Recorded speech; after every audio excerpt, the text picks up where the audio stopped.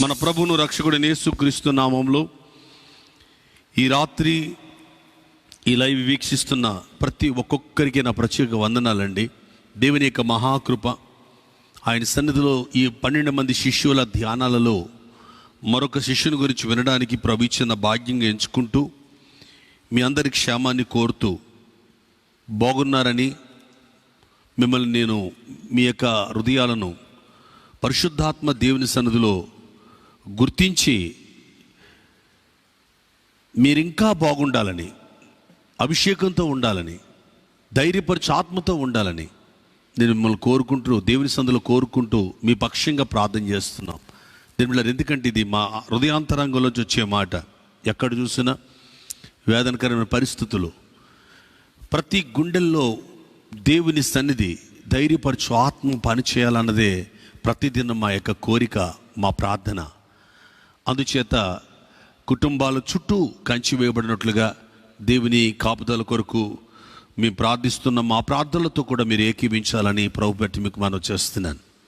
దేవుని బిడ్డలారా, గడిచిన దినాల నుండి యేసు ప్రభు వారు ఇష్టపడి పిలిచిన 12 మంది మొట్టమొదట తన సేవా పరిచర్యలో, ఆయన పరిచర్యలో పాలుభాగస్తులైన వారి గురించి మనం ధ్యానం చేస్తున్నాం. మార్కు సువార్త 3వ అధ్యాయాన్ని మనం చూస్తున్నప్పుడు 13వ వచనములో ఆయన కొండ ఎక్కి తనకిష్టమైన వారిని పిలువగా వారు ఆయన వద్దకు వచ్చిరి. వారు ఎవరు అంటే ఆ కింద వ్రాయబడిన మాటలు మనం చదివినట్లయితే గమనించండి. వారు పేతురు అని పేరు పెట్టబడిన సీమోను, జెబెదయి కుమారులకు యాకోబు, అతని సహోదరుడు యోహాను, వీరిద్దరికి ఆయన బోయనర్గేస్ అని పేరు పెట్టారు. ఇలాగ వ్రాయబడిన ఉరిమిడి వారని అర్థము. ఆంద్రియ, పిలుపు, బర్తొలొమియ, మత్తీ, తోమా, హల్పై కుమారుడు యాకోబు, తద్ది, కాననీయుడైన సీమోను, ఆయన అప్పగించిన ఇస్కరియోతు, యోదా అను పేర్లు మార్కు సువార్తలో కనపడుతున్నాయి. దేని బిడ్డలారా, వారికి దెయ్యములను వదిలించే అధికారం ఇచ్చారు. సువార్త ప్రకటించడం కొరకు వారిని పంపిస్తున్నారు.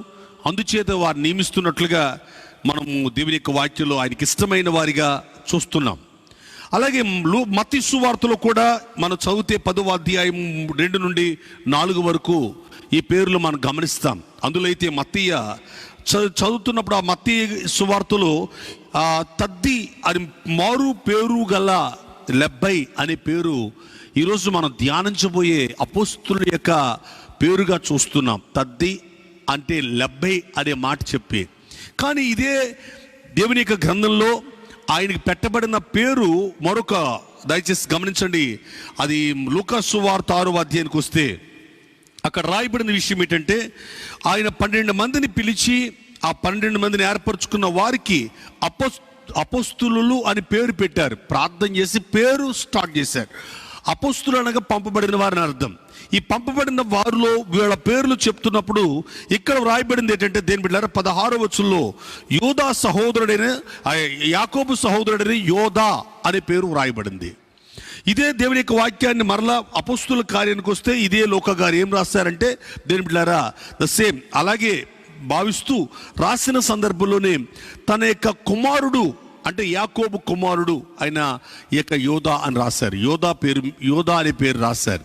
ఈయన గురించి యోహాను గారు ఏం రాశారయ్యా అంటే, దేని బిడ్డలారా, 14వ అధ్యాయం దేవుని యొక్క వాక్యంలో మనం దేవుని యొక్క వాక్యాన్ని 14వ అధ్యాయము యోహాను సువార్త 22వ వచనంలో ఇస్కరియోతు కాని యోదా అనే పేరు రాశారు.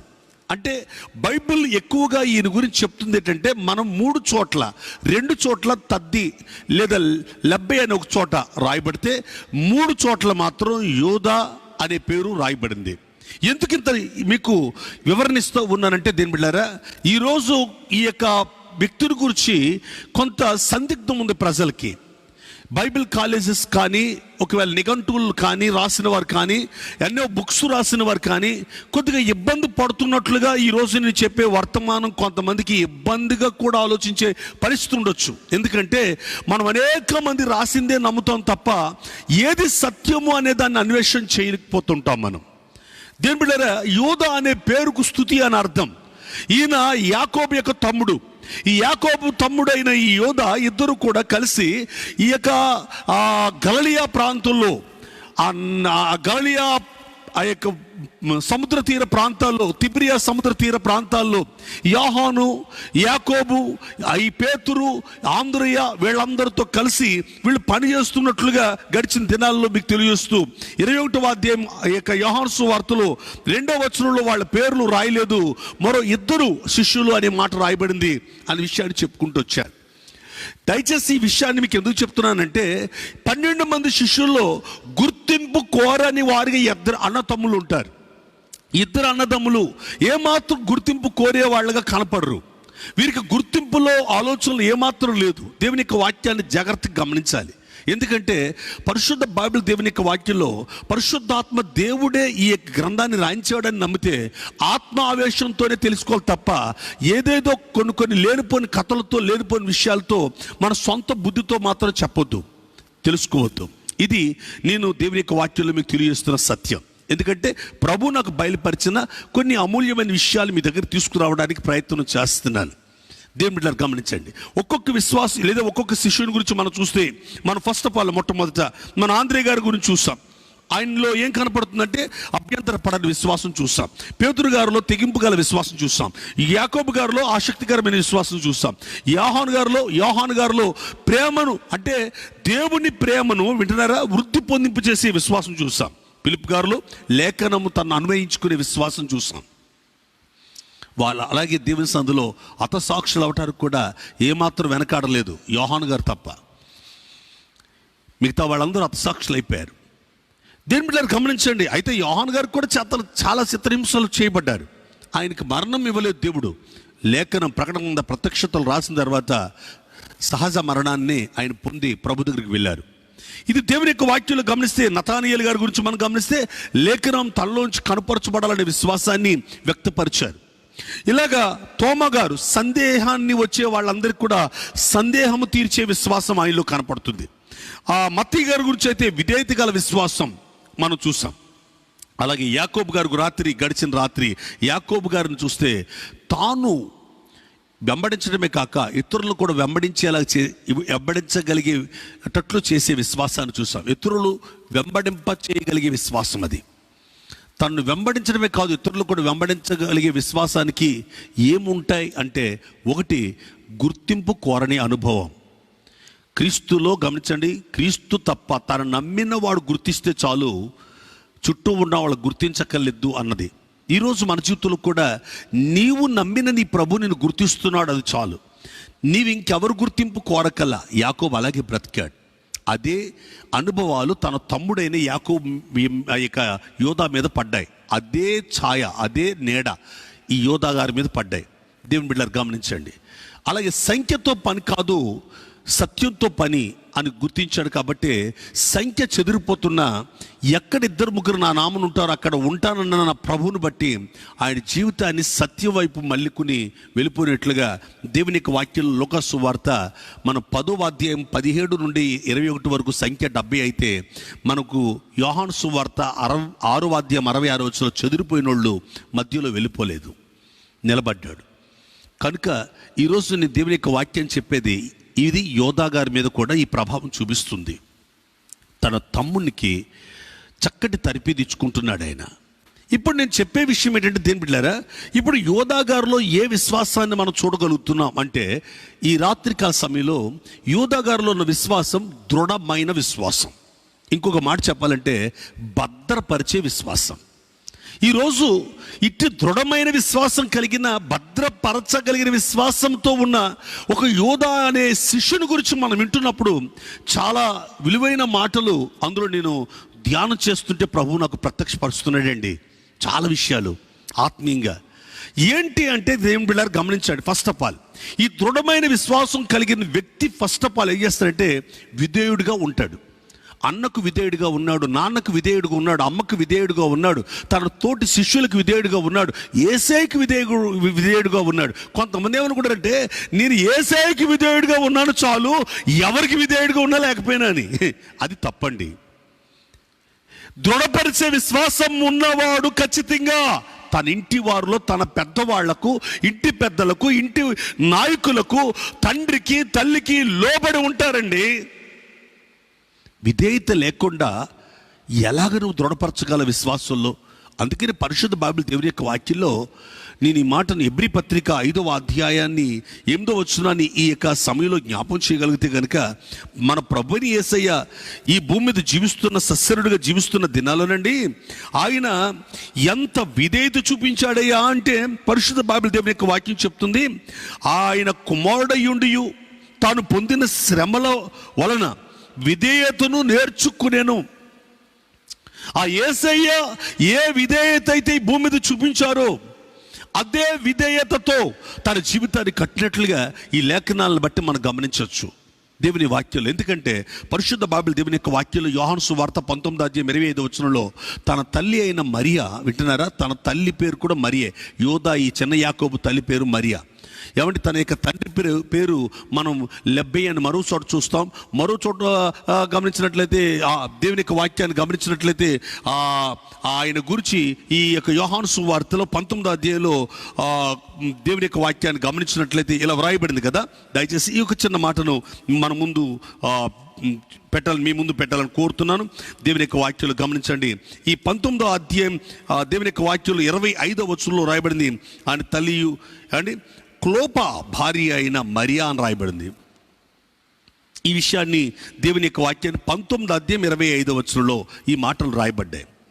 ఈ విషయాలన్నీ మీ ముందుకు తీసుకురావడానికి ప్రయత్నించే తరుణంలో దయచేసి నేను ఆత్రుత పడుతుంది ఏంటంటే, తల్లిదండ్రులు విశ్వాసులండి, తల్లిదండ్రులు ఆత్మీయులండి. వాళ్ళు బలపరిచిన విధానం ఎక్కడ గలలియా అండి, యేసు ప్రభు ఎక్కడ సిలువ వేయబడుతున్నారు? యెరూషలేములో. గలలియ స్త్రీలు యెరూషలేముకు వచ్చారట. ఎందుకు వచ్చారు అంటే ప్రభువుని యేసయ్య సిలువ వేయబడుతున్నాడే, ఆ సిలువ వేయబడే సందర్భంలో, ఆ పరిస్థితుల్లో, ఆ వేదనకరమైన స్థితిలో ఈ యొక్క తల్లి, ఈ యాకోబు, ఈ చిన్న యాకోబు, యోదా యొక్క తల్లి కూడా వాళ్ళ దగ్గర ఉన్నట్లుగా దేవుని యొక్క వాక్యంలో మనం స్పష్టంగా చూడగలుగుతామండి.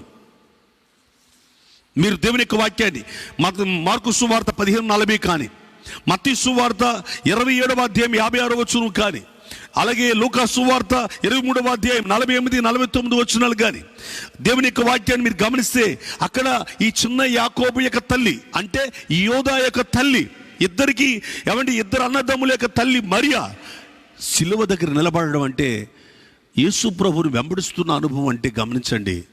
మేడగది అనుభవంలోకి వెళ్ళే అనుభవం అంటే ఆ తల్లి ఎంత విశ్వాసురాలో మీరు ఆలోచన చేయాలి, ఎంత ఆత్మీయురాలో గమనించండి. దేని బిడ్డలారా, ఈ చరిత్రాత్మకంగా తెలుస్తున్న సత్యాల్ని మీరు గ్రహించినట్లయితే ఈ యాకోబు యొక్క జీవితం ఎంత దృఢమైన విశ్వాసంతో, ఎంత భద్రపరిచే విశ్వాసంతో తను ఉన్నాడయ్యా అంటే, తాను తన కొరకు బ్రతుకుతున్నవాడు కాక తను బ్రతికే బ్రతుకు తన క్రీస్తుని ప్రకటించడంలో తన తోటి వారిని, అసలు ఈ సమాజంలో నిన్ను దేవుడు మానవ రూపం దాల్చి నేను జన్మించానంటే నా ప్రభువుని యేసయ్య సన్నిధిలో నీ నిత్య జీవానికి వెళ్ళవలసి వస్తే కనుక ముందు కింద భూమి మీద ఉండగానే నా తోటి వారిని నేను దృఢపరచాలి, నా తోటి వారిని నేను బలపరచాలి, నా తోటి వారిని నా యొక్క విశ్వాసము ద్వారా వారిని ప్రభు సన్నిధిలో ఆయుధపరచాలన్న భారమతంలో ఉండడం వల్ల దినదినము కూడా లోబడి దేవుని సన్నిధిలో తన అన్నకు లోబడుతున్నాడు. కాబట్టే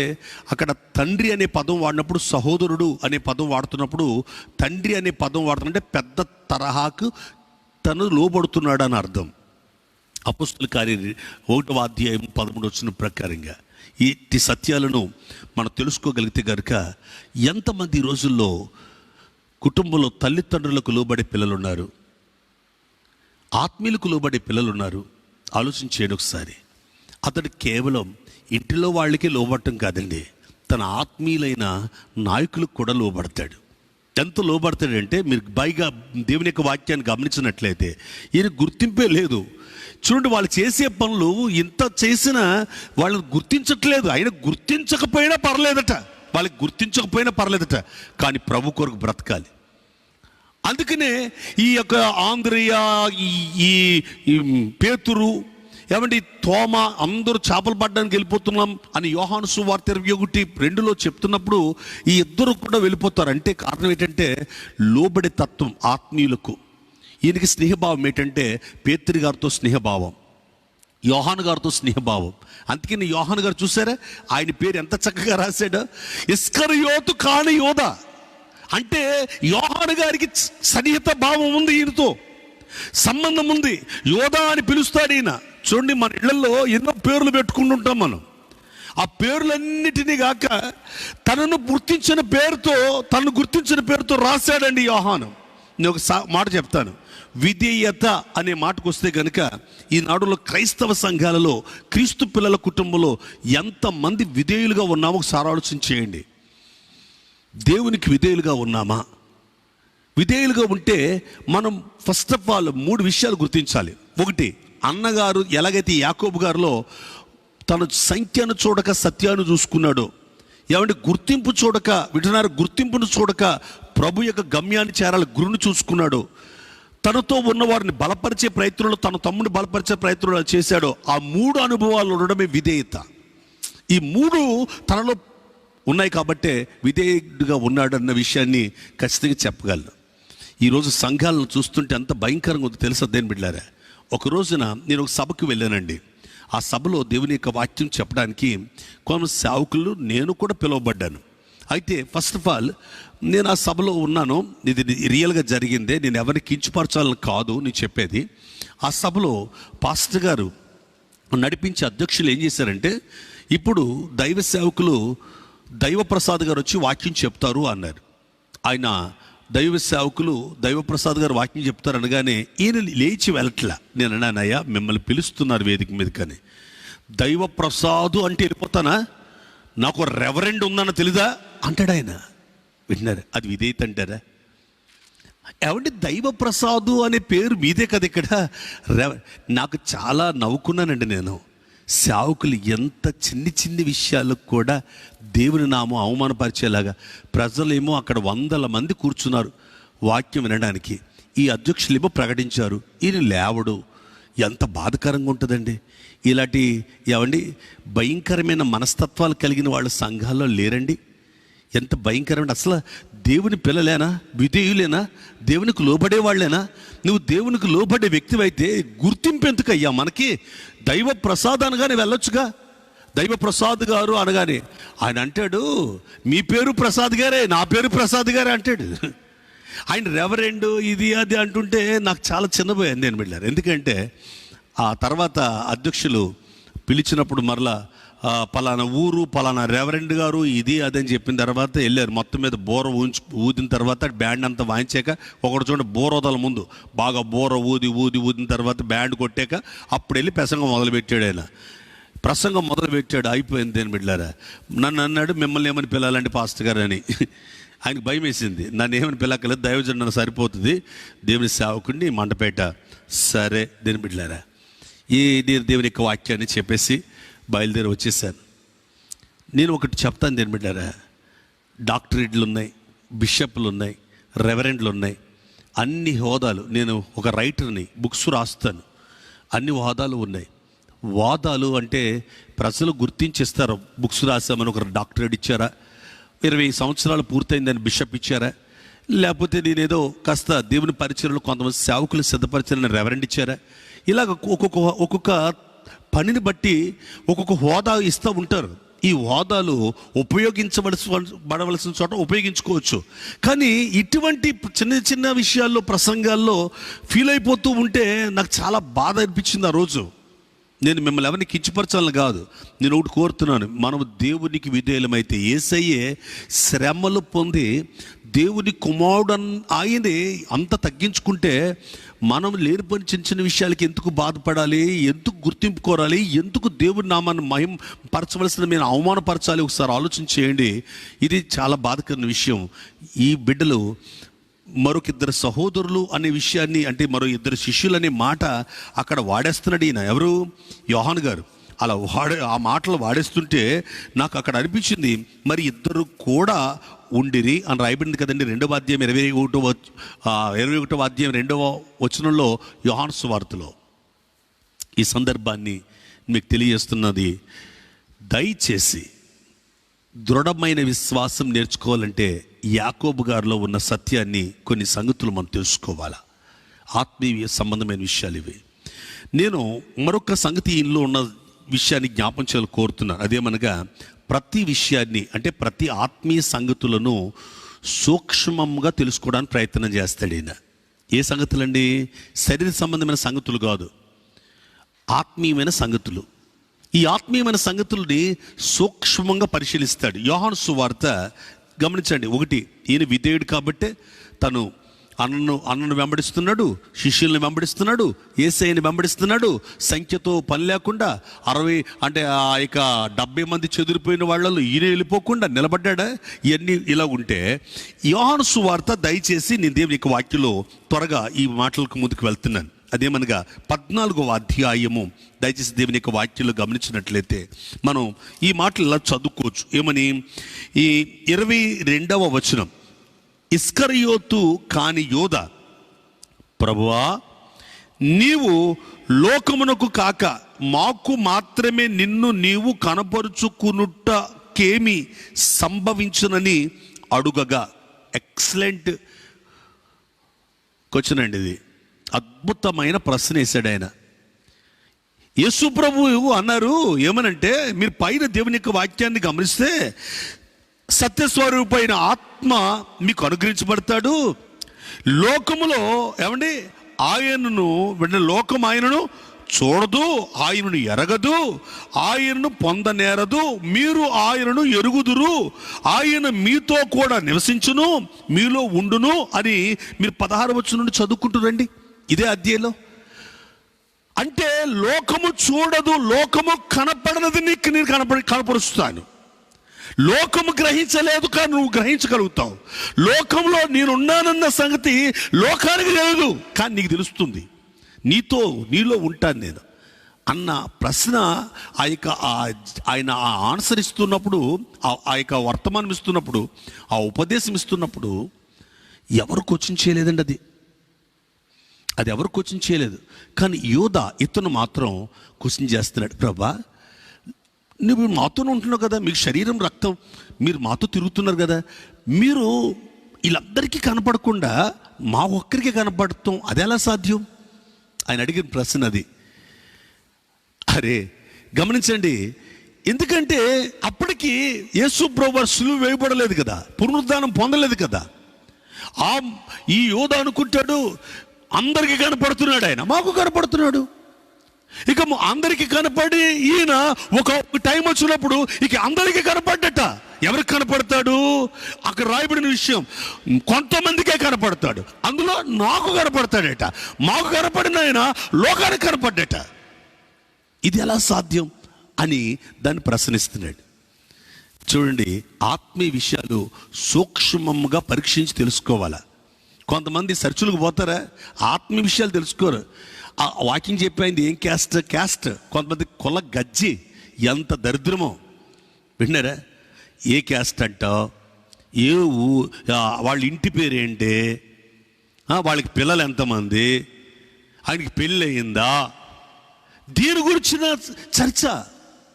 సంఘాలకు పోతుంటే ఆత్మీయ విషయాల గురించి సూక్ష్మంగా తెలుసుకోవాలని ఆశ లేదు, కానీ ఆత్మీయ విషయాలు సూక్ష్మంగా తెలుసుకోరు. కానీ అక్కడ పేర్లు పెట్టడానికి, కులాన్ని కనుగోవడానికి, డబ్బును కనుగోవడానికి, ఆ చర్చికి ఎంత ఆదాయం వస్తుంది, ఆ చర్చికి ఎవరెవరు వస్తారు, ఆ పాస్టర్ గారికి పిల్లలు ఎంతమంది, ఈయనకి ఎంతమంది భార్యలు, ఆవిడకి ఎంతమంది భర్తలు, ఈ గొడవ ఏంటి, ఆ గొడవ ఏంటి, ఈవిడ కట్టిన చీరలు ఎంత రేటు, ఈయన కట్టిన సూట్లు, ఈయన వేసిన సూట్లు ఎంత రేటు, ఆయన కారు ఎంత రేటు కొన్నాడు, ఇవ్వండి. నువ్వు వాడే సెల్ ఫోన్ ఎలాంటిది, సిగ్గులు లేవండి. దేవుని పిల్లలు ఆత్మీయ విషయాలు సూక్ష్మంగా తెలుసుకోవాలా. అటువంటి అనుభవం కలిగిన వాడు యోధ. అందుకని ఇతనికి నేను పెట్టిన పేరు, నేను పెట్టిన కదా, పరిశుద్ధాత్మనిచ్చా. దృఢపరిచే విశ్వాసం ఉన్నవాడు ఆత్మీయ విషయాలు సూక్ష్మంగా తెలుసుకుంటాడు. దృఢమైన విశ్వాసాన్ని కావాలనుకుంటే ఆత్మీయ విషయాలు సూక్ష్మంగా తెలుసుకో. లోక మర్యాదలు కాదు, సూక్ష్మంగా తెలుసుకోవాల్సినవి. చర్చికి పోతారు, చర్చికి వెళ్ళి అక్కడ కానీ ప్రేమ మీద జరుగుతుంది అనుకోండి, ఈరోజు కర్రీ ఏంటి, మటనా చికెనా, అది తెలుసుకునే ప్రయత్నం. దేశాల గురించి తెలుసుకున్నట్టు దేవుడి గురించి తెలుసుకోరు కొంతమంది. అదేం దరిద్రమో తెలియదు కొంతమందికి. దేశాల పని ఎక్కువ, దేవుడి పని తక్కువ. కొన్ని సంఘాలకు పోతే సిగ్గులేనోళ్ళు. నువ్వు అక్కడ తెలుసుకోవాల్సింది రక్త మాంసాలకు సంబంధించిన విషయాలు కాదు, ఆత్మీయ విషయాలు. ఈ అనుభవం మీకుందా, మనకుందా అని పరిశుద్ధాత్మ దేవుడు యాకోబు నుండి అడుగుతున్నాడండి. గమనించండి, ఒకటి దృఢపరిచే లేదా బలపరిచే విశ్వాసం నీలో ఉంది అంటే ఖచ్చితంగా ఫస్ట్ ఆఫ్ ఆల్ మొట్టమొదట నీ ఇంట్లో పెద్దవాళ్ళకి, నీ ఆత్మీయులకి, నీ యొక్క ఆత్మ సంబంధం నడిపింపు ఉన్న వాళ్ళకి లోబడి జీవిస్తావు. రెండు, లోబడి జీవించడమే కాక ఆత్మ సంబంధం విషయాల్ని సూక్ష్మంగా కనిపెడతావు, సూక్ష్మంగా ఆలోచిస్తావు. ఇక్కడ ఆయన అడుగుతున్న ప్రశ్న ఇలాగ అడుగుతున్నాడుగా, ఏమని? ఎందుకంటే 19వ వచనంలో మీరు గమనించారా, నేను జీవించుచున్నాను గనుక మీరును జీవింతురు. ఈ మాట కదా రవి చక్రి గారిని పట్టుకుంది. దైవజనుడు రవి చక్రి గారు ప్రభు దగ్గర పిలువబడ్డారు కదండి. అమెరికా దేశంలో గొప్ప గొప్ప బలమైన సేవ చేయడమే కాదు, మిషనరీ పరిచర్యగా ఎన్నో రాష్ట్రాలు, దేశాలు తిరిగిన మన భారతదేశంలో ఆయన జన్మించి వింటున్నారా, ఆయన భారతదేశం మద్రాస్, చెన్నై ఆయా ప్రాంతాల్లో జన్మించిన ఆయన అండ్ కేరళ బ్రాహ్మణ్ అయిన ఆయన ఢిల్లీ ప్రాంతంలో పెరిగి 19 ఏళ్ల వయసులో ఆత్మహత్యయత్నం చేస్తున్నప్పుడు ఆయనకు పత్రిక దేవుని సువార్త అందితే ఆ సువార్త అందుకున్న ఈయన దేని బిడ్డారు లండన్ ప్రాంతానికి వాళ్ళ నాన్నగారు వ్యాపారాల నిమిత్తం వెళ్ళిపోయిన ఆ లండన్ ప్రాంతాల్లో యేసు ప్రభువుని గురించి ఇంకా ఆసక్తిగా తెలుసుకుని, యూనివర్సిటీలో తెలుసుకుని, ఆయన జీవితంలో ఇదే మాట పట్టుకుని నేను జీవిస్తున్నాను కనుక మీరు కూడా మీరు జీవిస్తారు అనే మాట ద్వారా తన ఇక జీవితాన్ని కట్టుకుని ఆయన గొప్ప ప్రొఫెసర్గా ఉన్నతమైన జీవితాన్ని జీవించిన ఆయన అనేక మందికి దేవుని పరిచర్యను బయలుపరిచి ఇటీవల కాలంలోనే ఈ సంవత్సరంలోనే ప్రభు దగ్గర పిలువబడిన ఆ మహనీయుడు, ఆ దైవజనుని బట్టి ప్రభువుకి మహిమ కలుగునుగాక. ఒక్క మాట ఒక్కొక్క వ్యక్తిని పట్టుకుంటుందండి. అలాగే ఈ యోధ అడుగుతున్న మాట వెంటనే యేసు ప్రభు వారు జవాబిచ్చారు. ఏమని జవాబిచ్చారంటే 23, 24 వచనాలు మీరు చూస్తే, యేసయ్య, ఒకడు నన్ను ప్రేమించిన ఎడల వాడు నా మాట గైకొనును, అప్పుడు నా తండ్రి వానిని ప్రేమించును. మేము వాని యొద్దకు వచ్చి, విన్నారా, మేము వాని యొద్దకు వచ్చి వాని యొద్ద నివాసము చేతుము. నన్ను ప్రేమింపని వాడు నా మాట గైకొనడు. మీరు వినుచున్న మాట నా మాట కాదు, నన్ను పంపిన వాని తండ్రి, నన్ను పంపిన తండ్రిదే అని స్పష్టంగా యోధాకు చెప్పారండి. ఈ చిన్న యోధ, గమనించండి, ఇస్కరియోతు యోధ కాదు ఈయన, యాకోబు తమ్ముడైన యోధ. ఆయన చెప్పిన సందేశం ఎంత గొప్పదో చూడండి. ఇందులో ఏం తెలుసుకున్నాడంటే ఈయన, అబ్బో, దేవుడు నాకు కనపడాలంటే, దేవుడు నాతో ఉండాలంటే, యేసయ్య నాతో ఉండాలంటే, ఈ యేసు స్వామి నా జీవితంలో గొప్ప సన్నిధి నా జీవితానికి ప్రత్యక్షపరచబడుతూ ఉండాలంటే మాట అన్నమాట. ఆ మాట, ఆయన ఉపదేశం, ఆయన సందేశం, ఆయన ఇచ్చే గొప్ప వర్తమానం, ఆ మాట కొరకు ప్రయాసపడాలి అన్నది గుండెలో దాచుకున్నాడండి. ఆ మాట కొరకు ప్రయాసపడాలి. ఇప్పుడు ఈయన ఎక్కడికి వెళ్ళినా ఏ మాటను పట్టుకుంటాడట? దేవుడు ఎవరయ్యా అంటే ఏం చెప్తాడట? ఆయనను ప్రేమించాలి, ప్రేమించి ఆయన మాట గైకొనాలి, ఆయన మాట ప్రకారం జీవించాలి. అలా జీవించడానికి ఈయన ప్రయాసపడుతున్నట్లుగా దేవుని యొక్క వాక్యం చాలా స్పష్టంగా తెలుస్తూ ఉంది. నేను ఒక సంగతి మీకు చెప్పాలి దేని బిడ్డారా, ఎందుకంటే ఇంత వివరణ మీకు ఇచ్చే కారణం ఏంటంటే, చాలామంది ఏమంటారంటే యేసు ప్రభు వారు తర్వాత మరియమ్మ గారికి పిల్లలు పుట్టారు కాబట్టి, ఎస్ అవుది నిజమే, ఆ పుట్టిన పిల్లల్లో వాళ్ళకున్న పేర్లు బట్టి ఏమని, వాళ్ళకి పేర్లు కదా, వాళ్ళ పేర్లు కూడా, ఎందుకంటే పరిశుద్ధ బైబిల్ దేవుని యొక్క వాక్యము చెప్తుంది, నేను చెప్పడం కాదు, దేవుని వాక్యంలో సత్యాలే మీరు గ్రహిస్తూ వచ్చారు కాబట్టి వాళ్ళ పేర్లను బట్టి వాళ్ళు ఈ విధంగా ఈ పత్రికలు వీళ్ళు రాసుంటారని పెద్ద పెద్ద బైబిల్ నిపుణులు అందరూ చెప్పిన మాటలే కదా. ఇప్పుడు ఇదేదో నేను చెప్తున్నాను, నేనేదో మాట్లాడుతున్నాను కాదు కదా. వాళ్ళకి కూడా పిల్లలు ఉన్నారు కనుక ఆ పిల్లలే ఈ యొక్క పత్రికలు రాశారు, యాకోబు పత్రిక రాశారు, యోధా పత్రిక రాశారు అని చెప్తారు. ఎస్, యాకోబు పత్రిక యేసు ప్రభు యొక్క సహోదరుడే రాశారు. ఎందుకంటే యాకోబు పత్రిక మనందరికీ తెలిసిన భాగమే కదండి. యాకోబు పత్రిక మీరు చూసినట్లయితే ఆయన స్టార్టింగే మొదలు పెట్టడమే యాకోబు గారు ఎలా మొదలు పెడతారంటే, దేని బిడ్డారా, చాలా విడ్డూరంగా మొదలు పెడతారు. ఆ విడ్డూరం ఏంటంటే, దేవుని యొక్కయు ప్రభు అయిన యేసుక్రీస్తు యొక్కయు దాసుడైన యాకోబు అన్యజనులందు చెదిరి ఉన్న 12 గోత్రాలకు శుభమని చెప్పి వ్రాయినది. ఈయన రాస్తున్నది ఏంటంటే, చెదిరిపోయిన 12 గోత్రాలు, వింటున్నారా, ఇశ్రాయేలు 12 గోత్రాలు అన్య దేశాలకు వెళ్ళిపోయిన చెదిరిపోయిన 12 గోత్రాలకు అట ఇక్కడ రాయబడిన విషయం చూడండి, దేవుని యొక్కయు ప్రభు అయిన యేసుక్రీస్తు యొక్కయు.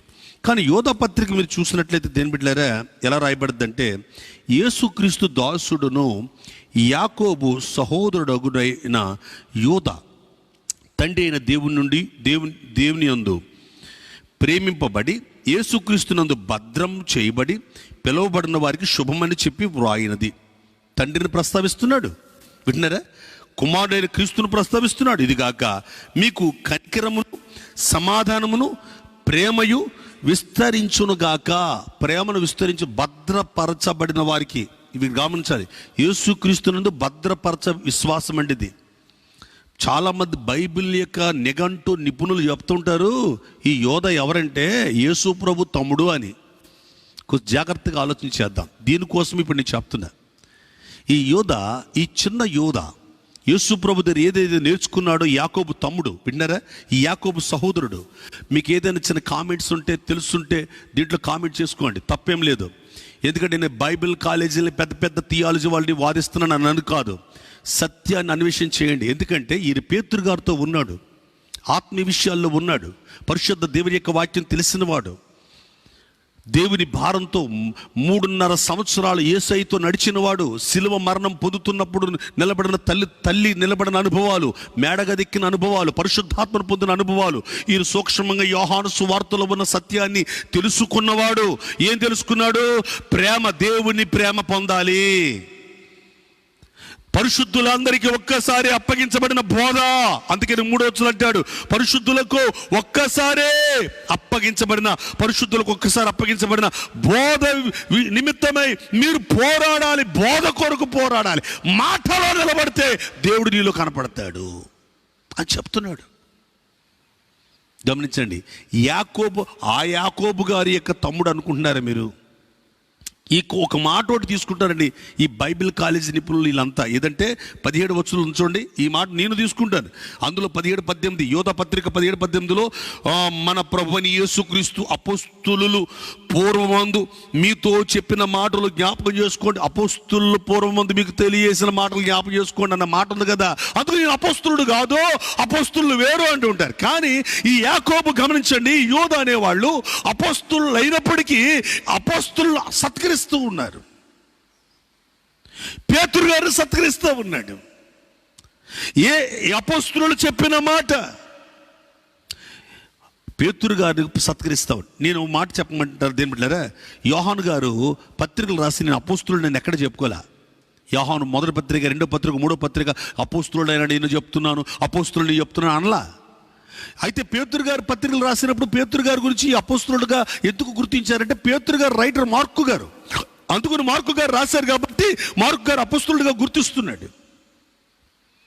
ఎందుకంటే దేవుని యొక్క వాక్యంలో ఈ పత్రిక రాసేటప్పుడు కూడా ఏ అపోస్తులుడిని మైండ్లో పెట్టుకున్నాడు, ఏ అపోస్తులు నాయకుడిని పెట్టుకున్నాడు, ఏ అపోస్తులుడైతే వింటున్నారా పేతురు గారికి అయితే తాళాలు ఇచ్చాడు అని చెప్పాడు ప్రభు. జాగ్రత్త గమనించండి, తాళాలు ఇచ్చాడు అని చెప్పారు. నీగో భూలోకంలో గమనించండి, ఈ పరలోకపు తాళపు చేతులు నీ చేతికి ఇస్తున్నాను అని చెప్పినప్పుడు విన్నాడే. ఆ తాళపు చేతులు ఇవ్వబడిన పేతురు గారు ఏ ఉపదేశం అయితే ఇచ్చాడో, ఏ ఆత్మకార్యం అయితే చెప్పాడో అదే బోధను ఈయన ప్రస్తావిస్తూ వచ్చాడు. అదే పేతురు రాసిన దయచేసి 2వ పత్రిక దేవుని యొక్క వాక్యంలో 2వ అధ్యాయానికి వస్తే మీరు సేమ్ ఏమున్నాయో, మీరు యోధా పత్రికలు ఏమున్నాయో ఆ 2వ అధ్యాయాలు అయ్యే ఉంటాయి. ఆ సంగతులు ఈయన చెప్తూ ఉంటాడు. బాణముల చేత కొట్టబడి చంపబడ్డాడు. ఇది మనందరికీ తెలిసిన సత్యమే. చాలామంది ఏమంటారంటే, ఈ క్రీస్తు శకం 70 సంవత్సరాలు ఈ పత్రిక రాసుంటారు, ఆయన 69 సంవత్సరాలు చనిపోయి ఉంటాడు. ఇలాంటివన్నీ చెప్తా ఉన్నప్పుడు కొన్ని విషయాలకు జాగ్రత్తగా సూక్ష్మంగా ఆలోచన చేయండి. పేతురు రాసిన 2వ పత్రిక 2వ అధ్యాయంలో నేను కొన్ని మాటలు మీకు చెప్పాలని కోరుతున్నాను. అదేమంటే దేని బిడ్డలారా గమనించండి. మొదట ఏ సాక్ష్యాలను బట్టి మనం యోధా గారిని తీసుకొచ్చాయి అంటే, మొట్టమొదటి యోహాను సువార్త 14 అధ్యాయం 21 వచనాన్ని బట్టి యోధా పత్రిక 21 వచనం, ఒకే అధ్యాయం రాశాడు. 21 వచనం చూస్తే అక్కడ ఇక్కడ రాయబడిన మాట ఏంటంటే, దేవుని ప్రేమలో నిలుచున్నట్లు కాచుకోండి, భద్రం చేసుకోండి, దేవుని ప్రేమ మీ మీద ఉండాలి. అక్కడ యోహాను సువార్త 14:21 కూడా దేవుని ప్రేమ మనలో నిలబడాలి. ఏ ప్రేమ గురించి అయితే యోహాను సువార్తలో విన్నాడో అదే ప్రేమను గురించి దేవుడిలారా ఇక్కడ యోధా పత్రికలో చెప్తున్నాడండి ఈయన. అందుకే ఇంత వివరణ తీసుకోవాల్సి వస్తుంది ఈ పత్రికలో. ఈ దైవజనుడి కోసం, ఈ యోధా అనే అపొస్తలుడి కోసం, ఈ లబ్బి అనే వ్యక్తి కోసం, తద్ది అనే వ్యక్తి కోసం, ఇది తద్ది అని పిలిచినా, లబ్బి అని పిలిచినా, యోధా అని పిలిచినా, యాకోబు తమ్ముడు అని పిలిచినా ప్రసంగం చేస్తాడు. రెవరెండ్ అని పిలవాలా, బిషప్ అని పిలవాలా, లేకపోతే ఇంకోటి పిలవాలా, ఈ గొడవేమి ఉండదు ఈయనకి. ఏ సత్యమైతే సూక్ష్మంగా తెలుసుకున్నాడో అట్టి సత్యాన్ని ప్రజలకు అందించాలి, అట్టి సత్యాన్ని ప్రజలకు భద్రపరచాలి. ప్రజలకు విశ్వాసంలో భద్రపరచడానికి ఏ మాటలు అవసరమో అదే మాటలు ఈయన ఈ యోధా పత్రికలో 1 నుండి 25 వచనాలు ఒకే అధ్యాయంలో రాసి పెట్టాడండి. మొత్తం టోటల్ ఆశీర్వాదంతో ముగిచేశాడు.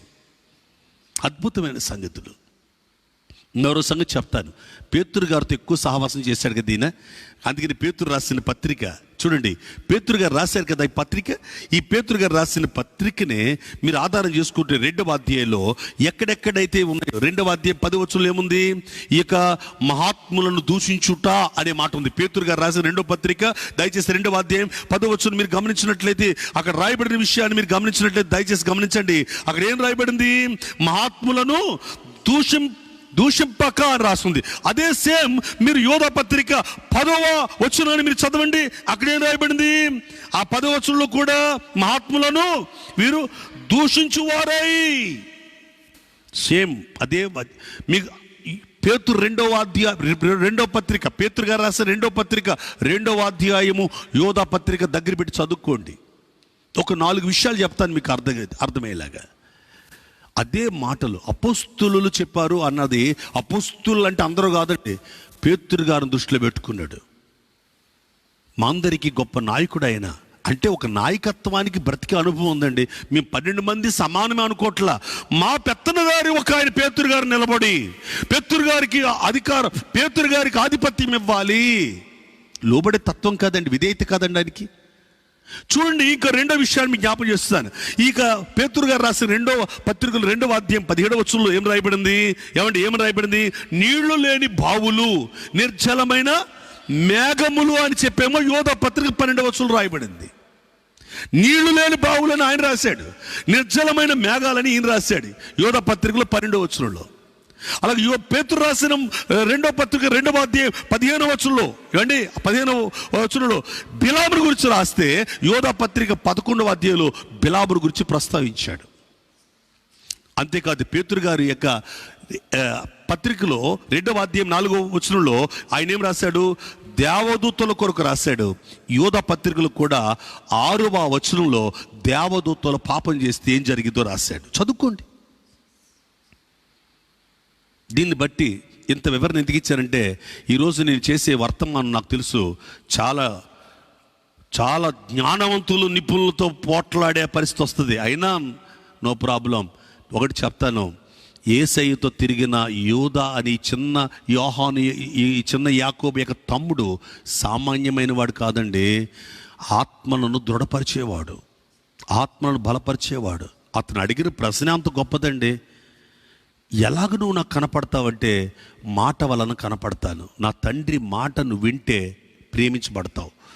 ఆ మాట కోసమే కదా ఈయన పత్రిక రాసినంత దేనికోసం రాశాడండి? పరిశుద్ధులకు ఒక్కసారి అప్పగించబడిన బోధ కొరకు, ఆ పరిశుద్ధులకు ఒక్కసారి అప్పగించబడిన బోధ కొరకు మీరు ప్రయాసపడాలి, పోరాడాలి అన్నాడు. పోరాడాలి, ఆత్మలో ప్రార్థన చేయాలి. ఆత్మలో ప్రార్థన చేయాలని ఎలా రాయగలిగాడు? పరిశుద్ధాత్ముడు ఆదరణకర్త వస్తేనే అన్ని తెలుస్తాయి అన్నాడు కదా. దేవుని బిడ్డలారా, ఈ రాత్రి నా మాటలు వింటున్న దేవుని బిడ్డలారా, సత్యం తెలిసిందా? అట్టి సత్యాన్ని, తెలుసుకున్న సత్యాన్ని ప్రజల్లో స్థిరపరుస్తాడండి ఈయన. నేను ఒక మాట చెప్పున, ఎంతో సత్యాన్ని తెలుసుకుంటున్నారు ఫేస్బుక్ ద్వారా, యూట్యూబ్ ద్వారా. ఈరోజు ఈ లైవ్ వీక్షించే వాళ్ళే కానీ, బయట దేవుని యొక్క వాక్యం వినే వాళ్ళే కానీ, మీ ఫేస్బుక్లో చాలామంది చచ్చిపోయి బతుకున్న వాళ్ళు నాకు తెలుసు అండి. చర్చిలో, ఈ మందిరంలో, ఈ పరిచయంలో చచ్చిపోయి బ్రతికిన వాళ్ళు, చనిపోయే పరిస్థితుల్లో కూడా బ్రతికిన వాళ్ళు, వాళ్ళ ఫేస్బుక్ల యొక్క అకౌంట్లు మనం చూస్తే కనుక, మనం వెళ్ళి చూడాలని కాదు అక్కడ, వాళ్ళలో కానీ ఆ ఫేస్లో చూస్తే కనుక వాళ్ళు ఏమాత్రం కూడా వర్తమానాలు షేర్ చేసే పరిస్థితి లేవు. సిగ్గు లేదండి వాళ్ళకి. రాజకీయ నాయకులకి ఇచ్చిన ప్రాధాన్యత వాళ్ళ పేజీలో, రాజకీయ నాయకులకి, కుల సంబంధమైన వాటికి, వాళ్ళ స్వార్థానికి, అంటే వాళ్ళ భోజనాలు పెట్టుకోవటాలు, లేదా ఏళ్ళ మీటింగ్లు పెట్టుకోవటాలు, కులానికి సంబంధించిన వాళ్ళ పేజీలో కులానికి సంబంధించిన ఉంటాయి. వింటున్నారా? రాజకీయ సంబంధమైన విషయాలు ఉంటాయి, గర్వ సంబంధమైన విషయాలు ఉంటాయి, ఆ సినిమా మాటలు, పోకిరి శాస్త్రాలు, పోకిరి డైలాగులు, అర్థం కాని వార్తలు అన్నీ వాళ్ళ పేజీలో, పనికిరాని అన్నీ ఉంటాయి. వింటున్నారా? కానీ దైవజనుడు చెప్పిన పరిశుద్ధమైన వాక్యాలు వాళ్ళ పేజీలో ఏమాత్రం కూడా షేర్ చేయరు. నేను అంటాను, నీ హృదయం నిండిన దాన్ని బట్టి నోరు మాట్లాడంటే నీ హృదయమే నీ ఫేస్బుక్. నీ ఫేస్బుక్లో దైవజనుడి వాక్యం అప్లోడ్ చేసుకో. నీ దైవజనుడి వాక్యం నువ్వు ఒకవేళ షేర్ చేసుకోవాలని ఆశ నీకు లేదా? షేర్ చేసుకోవాలని ఆశ నీకు లేదా? దైవజనుడు ఇచ్చే వర్తమానం ఎంతమందికి నువ్వు షేర్ చేయగలుగుతున్నావు? యోధా దేవుని వాక్యం, ఆయనకు ప్రత్యక్షమైన వాక్యాన్ని యోధా పత్రిక ద్వారా షేర్ చేస్తున్నాడు. ఆయన షేరింగ్ ఇస్తున్నాడండి. ఈ యొక్క ఒకవేళ ఈ యొక్క పేతురు గారు రాసిన 2వ పత్రిక 2వ అధ్యాయంలో ఉన్న ఆ సంగతులు సరిగ్గా నీకు అర్థం కాలేదేమని కాపీ చేస్తున్నాడు మరలా ఒక యూదా పత్రిక వలె. నువ్వు షేర్ చేయగలుగుతున్నావా? తన అపోస్తలుడైన పేతురు గారు పలికిన ఆ వర్తమానాన్ని తిరిగి మరలా యోహాను గారు సువార్తలో రాయబడిన 14వ అధ్యాయంలో ఆ సంగతులను మరంతా దృఢపరచుకుని ఆ సంగతులను షేర్ చేస్తున్నాడు. షేరింగ్ ఈ రోజు వచ్చింది కాదు, ఈ ఫేస్బుక్లో షేరింగ్ ఆ రోజే యోధా చేశాడు షేరింగ్. ఆ 2వ పత్రికలో ఉన్న పేతురు రాసిన దయచేసి 2వ పత్రిక 2వ అధ్యాయం చదువుకోండి, యోధా పత్రిక కూడా చదువుకోండి, పాయింట్స్ రాసుకోండి, మీకు అర్థమవుతుంది. అందులో ఉన్న వాటిని ఇందులో షేర్ చేస్తున్నాడు. అలా కాదే, నీకు అర్థం కావట్లేదు, యేసు ప్రభు యొక్క సహోదరులు వీళ్ళు అని మీరంటే కనుక దానికి కూడా సమాధానం చెప్తాను మీకు, వినండి. ఎందుకంటే మన యోహాను గారు ఉన్నారు కదా, ఎందుకంటే సులువు మీద ఆయన విరాలాడుతున్నప్పుడు యోహాను చూసి ఇదిగో నీ తల్లి, ఇదిగో నీ కుమారుడు అని అప్పగించారే, ఆయనే చెప్పాడు సాక్ష్యం. ఏమనంటే 2వ పత్రిక యోహాను పత్రిక 2వ పత్రికలో ఏమని చెప్పాడంటే తెలియటారా? 5వ వచనంలో ఇలా రాయబడింది, కాగా అమ్మ కొత్త ఆజ్ఞ నీకు రాసినట్టు కాదు కానీ మొదటి నుండి మనకు కలిగిన ఆజ్ఞనే రాయుచు మనము ఒకరిని ఒకరు ప్రేమింపవలనని నిన్ను వేడుకొనుచున్నాను. ఎందుకంటే అమ్మకు ఆ మాట రాస్తున్నాడు ఆయన అంటే, ఇంకా మారు మనసు ఇంకా లేదు వాళ్ళలో కొంతమందికి. నేను చెప్పడం కాదు, ఆయన చెప్తారు. చూడండి ఏమని, చూడండి అక్కడ ఏం చెప్తున్నాడు ఆయన. అక్కడ గమనించండి, నీ పిల్లలలో కొందరు, వింటున్నారా? అక్కడ రాయబడిన సత్యాలు గమనించండి. మీ పిల్లల్లో కొందరు, అక్కడ ఆ వచనాన్ని మీరు చూసినట్లయితే 4వ వచనంలో రాయబడింది, చూసారు అక్కడ, తండ్రి వలన మనకు ఆజ్ఞ పొందిన ప్రకారము నీ పిల్లలలో కొందరు సత్యమును అనుసరించి నడుచుచుండుట. అంటే కొందరే, ఇంకో కొందరు లేదని అర్థం. యాకోబు గారు మారారు, మంచిదే, కొందరు మారారు, అది నేను గ్రహించాను, సంతోషిస్తున్నానమ్మా అంటాడు ఆయన. అంటూ ఇంకా చెప్పవలసినవి ఉన్నాయి, నేను తర్వాత వచ్చి నీతో మాట్లాడతానమ్మా అంటాడు ఆయన. 2వ పత్రిక అంతా అమ్మకే రాశాడు, 3వ పత్రిక అంతా నేమో సంఘానికి సహకారులకు రాశాడు, మొదటి పత్రిక అంతా మనకు రాశాడు. సంఘం ఎలా కట్టాలో రాశాడు, ప్రపంచం అంతటికి ప్రకటన రాశాడు, ప్రపంచం అంతటికి ప్రకటన రాశాడు. అంతేకాదు, దేవుని పరలోకాన్ని నుండి దిగి వచ్చిన వాక్యానికి, ఆ దిగి వచ్చి వర్క్ చేసి పనిచేసి పరలోకానికి వెళ్ళిపోయిన ఆ వాక్యానికి యొక్క సంబంధం యొక్క అనుబంధం, ఆత్మీయ సంగతులన్నీ సువార్తలో రాశాడు, సువార్తగా రాశాడు. ఆ వాక్కైన దేవుడు ఎలా ఈ భూమి మీదకి వచ్చాడో, ఎలా మరలా ఇక్కడి నుంచి వెళ్ళిపోయాడో రాశాడు. ఇది యోహాను గారి తత్వం. ఆయన సంఘ పెద్ద. ఆ పెద్ద ఆయన తన చెప్తున్నాడు, యోధా ఉన్నాడు వాళ్ళలో కూడా. ఎందుకంటే వాడి మన దేవుని యొక్క వాక్యాన్ని గమనించినప్పుడు, పాస్టర్ గారు మీకు తెలియదేమో, ఒకవేళ పలానా వచనం చదువుకోండి మీకు తెలుస్తుంది, అక్కడ ఆ తల్లిదండ్రులు, ఈ పిల్లలు ఉన్నారు వీళ్ళకి, అంటే మరియమ్మ గారికి పిల్లలు ఉన్నారు కదా, ఆ పిల్లల వల్ల వీళ్ళకి తెలుసు కదా అని మీరు చెప్పొచ్చు. నాకు తెలుసు అది. కానీ నేను ఒకటే మాట చెప్పగలను, దేని బిడ్డారా, దేవుని యొక్క వాక్యంలో ఉన్న సత్యం ఏంటంటే ఈ యోధ మరుగైపోతున్నాడండి. చిన్న యాకోబు మరుగైపోయాడు, యోధ మరుగైపోయాడు. వీళ్ళు నోరిచ్చి పడితేనే మనం వాళ్ళని గ్రంథస్థులుగా గుర్తిస్తామా, లేకపోతే గుర్తించమా? వీళ్ళు వెంబడించే వాళ్ళని మనకు తెలియట్లేదా? పరిశుద్ధ బైబిల్ దేవుని యొక్క వాక్యంలో ఉన్న సత్యాన్ని మాత్రమే నేను మీకు చెప్పాలనుకుంటూ ఈ సంగతులు తెలియజేస్తున్నాను. దయచేసి మీలో ఎవరైనా దృఢమైన విశ్వాసం కలిగిన వారిగా, వింటున్నారా, భద్రపరిచే విశ్వాసం కలిగిన వారుగా ఉండాలంటే మీరు ఇతరులను భద్రపరచాలన్నా, మీరు భద్రపరచబడాలన్నా, మీరు దృఢంగా ఉంటే ఇతరులను దృఢపరచాలంటే 3 పనులు. 1, ఫస్ట్ ఆఫ్ ఆల్ పెద్దలకు లోబడండి, ఆత్మీయులకు లోబడండి, తల్లిదండ్రులకు లోబడండి, మీ కుటుంబంలో ఆత్మ సంబంధించిన విషయాలకు లోబడండి. 2, ఏ విషయమైనా ఆత్మ సంబంధించిన విషయాల్ని మాత్రమే సూక్ష్మంగా చూడండి. లోక సంబంధించిన విషయాల్ని అంతంతవరకే. అవి దయచేసి అమితంగా కాక మితంగా ఉండండి లోకంలో. కానీ ఆత్మ సంబంధించిన విషయాల్లో అమితముగా, ఆత్మ సంబంధించిన విషయాలు ఆసక్తిగా ఉండండి. ఆ విషయాలు గమనించండి. అంతేకాదు దేని బిడ్డారా, శరీర సంబంధించిన విషయాల్ని ఎలాగైతే వికెట్ చేసి ఆత్మ సంబంధించిన విషయాలు గ్రహిస్తారో, ఆత్మ సంబంధించిన విషయాలు తెలిసిన మీకు షేరింగ్ చేయడం మొదలెట్టండి, పంచడం మొదలుపెట్టండి. యోధ పత్రిక ఎలాగైతే రాసి పంచిపెట్టాడో మనం కూడా ఇటువంటి ఆత్మ విషయాలను పంచి ప్రభు సందులో ముందుకు సాగడం కోసం వాళ్ళ కొరకు ప్రయాసపడటానికి ప్రయత్నం చేద్దామని ప్రభుపేట మీకు మనవి చేస్తున్నాను. అది గుర్తించమని కోరుతున్నాను. ఎందుకంటే మీకు లేఖనాలు తెలుసు. యేసు ప్రభు వారు తర్వాత వడ్లవాని కుమారుడు కాదని మార్కు సువార్తలో, లూకా సువార్తలో ఈ యాకోబు అని, యోసు అని, యోధ అని, వీళ్ళందరూ సీమోన్ అని, ఇవన్నీ పేర్లు ఉన్నాయి కదా. అవన్నీ మీరు వింటున్నారు కదా, ఏమన్నా వింటున్నారా? ఆ విషయాలన్నీ మనం చూస్తున్నాం కదా, పరిశుద్ధ బైబిల్ దేవుని యొక్క వాక్యంలో తెలుస్తున్నాయి కదా. దయచేసి ఈ మాటలు మీరు గుర్తించి, వాళ్ళని బట్టి ఈయన కూడా ఆ మనుషులే అనుకుంటున్నారా? మీ కొటేషన్ చూడండి ఒకసారి, మీకు తెలిసిపోతుంది. గమనించండి. మత్తయిలో 13:55 చూడండి. మత్తయి 13 అధ్యాయంలో గమనించండి. దేవుని యొక్క వాక్యంలో ఆ మాట, దేవుని యొక్క వాక్య భాగంలో మీరు గమనించినట్లయితే మార్కు 6:3 వచనం చూడండి ఒకసారి, మీకు తెలుస్తుంది. అందులో ఉన్నాయి కదా, పాస్టర్ గారు నీకు తెలియదా వీళ్ళు అని. అందుకని అన్నాడు, మీ పిల్లలు ఇంకా కొంతమంది పరిపూర్ణలు కావాలి, కొంతమంది పరిపూర్ణలు అయ్యారు అని రాసిన సంగతులు. అంటే ఇది తెలియదా పాస్టర్ గారు మీకు అంటారేమో అని నేను ఈ విషయాన్ని కూడా మీకు తెలియజేయడానికి ప్రయత్నం చేస్తున్నాను. వారు అక్క చెల్లెండ్రులు కాదా అని చెప్పి, అంటే మరి కుమారుడు కాదా అని ఈ విషయాన్ని ప్రస్తావిస్తున్నట్లుగా మన దేవుని యొక్క వాక్యాన్ని చూస్తూ ఉన్నాం కదండి. ఇవన్నీ ఎందుకు ఈ మాటలు మీకు తెలియజేస్తున్నానంటే, నా సొంత ఆలోచనతో అయితే దేవుని పని చేయకూడదు. పరిశుద్ధాత్మ దేవుడు నాకు బయలుపరిచిన ప్రత్యక్షత ప్రపంచానికి తెలియాలని కోరుతున్నాను. ఇది ఎందుకు ఇంత భారంగా చెప్తున్నా, నెగటివ్లు తిరిగేసిన, మీరు కాన్ఫిడెన్స్ తిరిగేసిన, మీరు బైబిల్ కాలేజ్ థియాలజీలకి వెళ్ళిపోయినా యేసుబాబు తమ్ముడే అని చెప్తారు మీకు అందరూ. అంతేకాని ఈ యోధ గురించి చెప్పరు. ఎందుకంటే ఈ యోధ చేతకానుడి కింద వదిలేశారు చాలామంది. లేదు, ఈ యోధ ఆత్మీయుడు, ఈ యోధ అభిషక్తుడు, దేవుని చేత ఏర్పరచబడినవాడు, ఆత్మీయ విషయాలు సూక్ష్మంగా తెలుసుకున్నవాడు. వింటున్నారా? ఎక్కడో పల్లెటూరులో నుండి ఒక ఆయన చక్కటి పాట కట్టాడండి. సిటీలో ఆ పాడుతున్నాండి. ఆయన పాట అనుకుంటున్నారు, అందరూ ఆయన పాట అనుకుంటున్నారు. పాపం అందరూ ఆయన పాట అనుకుంటున్నారు. ఒకరోజు ఆయన అన్నారు, ఏమండి ఈ పాట నాదండి అన్నాడండి నోరు తెరిచి. అప్పుడు దాకా ఆయన పాట తెలియదు. ఎందుకు? దేని బిడ్డారా, ఒక గొప్ప దైవజనుడు స్వామి వేదాల గారు ఆ నరసాపురం ప్రాంతంలో నువ్వుంటే నాకు చాలు యేసయ్య అనే పాట కట్టారు ఆయన.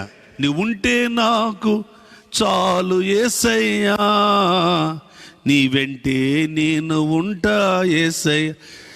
దైవజనుడు స్వామి వేదాల గారు ఈ పాట కడితే చాలా మంది పాడుతూ ఉంటే ఈ పాట వాళ్ళదేమో. ఒక రోజు ఆయన అన్నారు, ఈ సాంగ్ ని దేవుడు నాకు ఇచ్చిన ప్రత్యక్షత. అప్పుడు దాకా తెలియదు ఎవరికి. ఇలాగే పత్రికలు కూడా కొంతమంది ఇలాగే మోసపోతున్నారని దయచేసి గుర్తించి, ఆత్మ సంబంధం గుర్తించండి.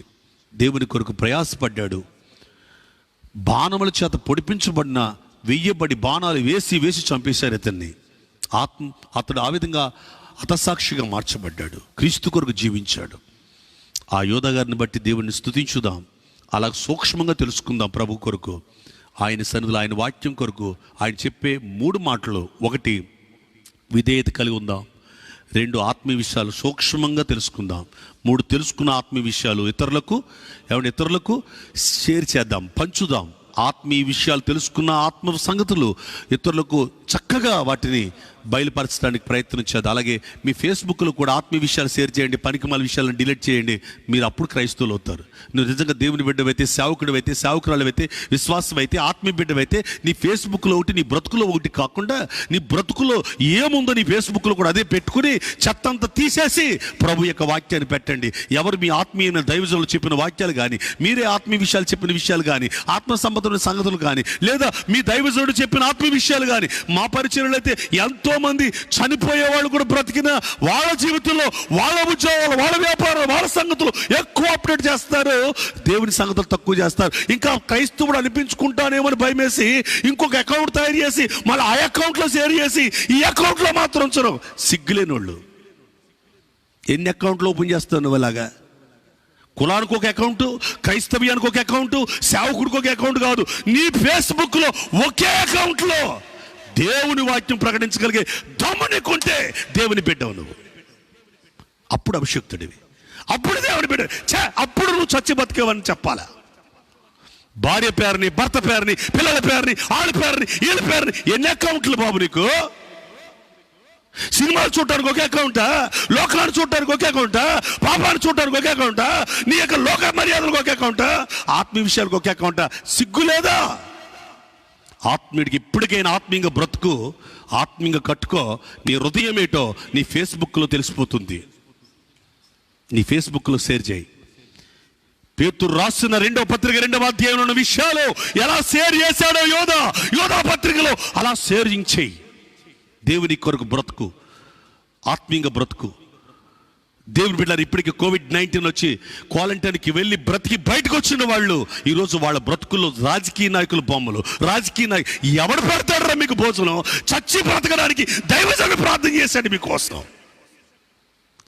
మీ జీవితాలు కట్టింది దైవజనుడు, మీ బ్రతుకులు కట్టింది దైవజనుడు. కానీ మీ బ్రతుకుల్లో రాజకీయ నాయకుల బొమ్మలు, పనికిమాల బొమ్మలు, మీ కులస్తుల బొమ్మలు. చచ్చిపోతే కులం కూడెట్టదురా బాబు. వాక్యం నీ జీవితాన్ని బ్రతికిస్తుంది. ఆలోచన చేయి. ఇప్పటికైనా మారు నీ బ్రతుకులో. ఇప్పటికైనా ప్రత్యక్షతలు తెలుసుకో.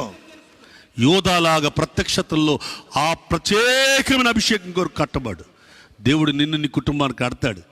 హెచ్చరిస్తున్నాను కాదు, చచ్చి బ్రతికావు నీవు. చాలాసార్లు ప్రభు చెప్తాడు, ఇదిగో క్వారంటైన్కి వెళ్ళి చచ్చి బ్రతికొచ్చిన వాళ్ళు వీళ్ళ అకౌంట్లో దేవుని సంగతులు ఉండు, వీళ్ళు షేరింగ్ ఉండదు, వీళ్ళు డబ్బా తప్ప, వీళ్ళు గొప్పల తప్ప దేవుని గొప్ప కనపడదు. ఎట్లో దేవుని వాక్యమే నీ యొక్క ఫేస్బుక్లో ఉంటే, అలా ప్రతి క్రైస్తవుడు, ప్రపంచంలో ప్రతి క్రైస్తవుడు ఫేస్బుక్లో దేవుని వాక్యమే ఉంటే ప్రజల్లోకి ఒక పరివర్తన వస్తుందిగా. పాపం అణిచివేయబడుతుందిగా, లోక మర్యాదలు అణిచివేయబడతాయిగా, అక్రమ బంధాలు అణిచివేయబడతాయిగా, వ్యభిచారపు చూపులు అణిచివేయబడతాయిగా. ఆలోచించండి. ఇప్పటికైనా క్రైస్తవుడు అని పేరు పెట్టుకోవడం కాదు, బ్రతుకులోకి రావాలి. అది బ్రతుకులోకి చూపించండి. అది ప్రసంగాల వరకు కాదు. విన్నారా? వాళ్ళెవడో కౌంటర్లు ఇచ్చుకోవడానికి కాదు ఇవి నేను చెప్పేది. బ్రతుకు మార్చుకుందా. అట్టి కృప దేవుడు ఇవ్వాలని కోరుతున్నాను.